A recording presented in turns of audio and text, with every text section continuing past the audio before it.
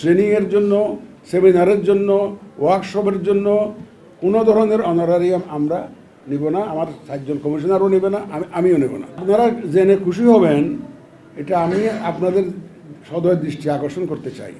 আমি এখানে দায়িত্ব নেওয়ার আগে পত্রপত্রিকায় দেখেছিলাম যে এখানে অনেক অনারারিয়াম নিয়ে অনেক ইরেগুলারিটিস হয়েছে।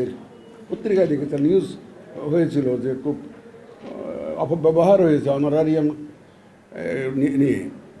আমরা কমিশনাররা, আমাদের 7 জন কমিশনার এবং আমরা সিদ্ধান্ত নিয়েছি যে এই ইলেকশন কমিশনের অধীনে যত মিটিং হবে, যত ট্রেনিং হবে, যত ওয়ার্কশপ হবে, যত সেমিনার হবে, এগুলো তো আমারই কাজের অংশ, আমারই দায়িত্বের অংশ।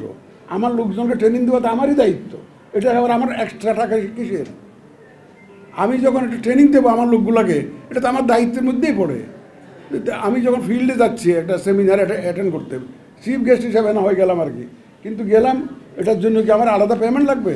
সুতরাং উই হ্যাভ ডিসাইডেড যে আমরা 4 জন ইলেকশন কমিশনার এবং আমরা এর জন্য কোনো রকমের কোনো অনারারিয়াম, ট্রেনিংয়ের জন্য, সেমিনারের জন্য, ওয়ার্কশপের জন্য কোনো ধরনের অনারারিয়াম আমরা নিব না। আমার 7 জন কমিশনারও নেবে না, আমিও নেব না। এটা সিদ্ধান্ত অলরেডি হয়ে গেছে। এটাও রিফর্মস কমিশনের সুপারিশ ছিল এটা রিভিউ করার জন্য। এটা বাস্তবায়ন করে ফেলেছি তো আমরা অলরেডি ডিসিশন নিয়ে নিছি। প্লাস আমাদের অফিসিয়ালসরা, যারা ট্রেনাররা বা আমাদের যে presiding officer, pulling officer, assistant presiding officer, এদের বিরুদ্ধে ওনারা অভিযোগ করেছেন যে বেশি টাকা পয়সা নিয়ে গেছে, ম্যাজিস্ট্রেটরা অনেক টাকা পয়সা নিয়ে গেছে। আমরা একটা কমিটি করে দিয়েছি, headed by the additional secretary, to review this honorarium structure.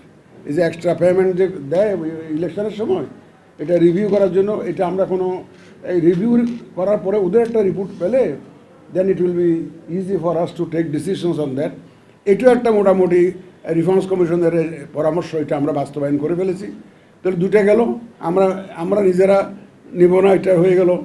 তারপর কমিটি করে দিয়েছি রিভিউর জন্য, এটা কিন্তু সুপারিশ, তাদের সুপারিশ আমরা বাস্তবায়ন করেছি।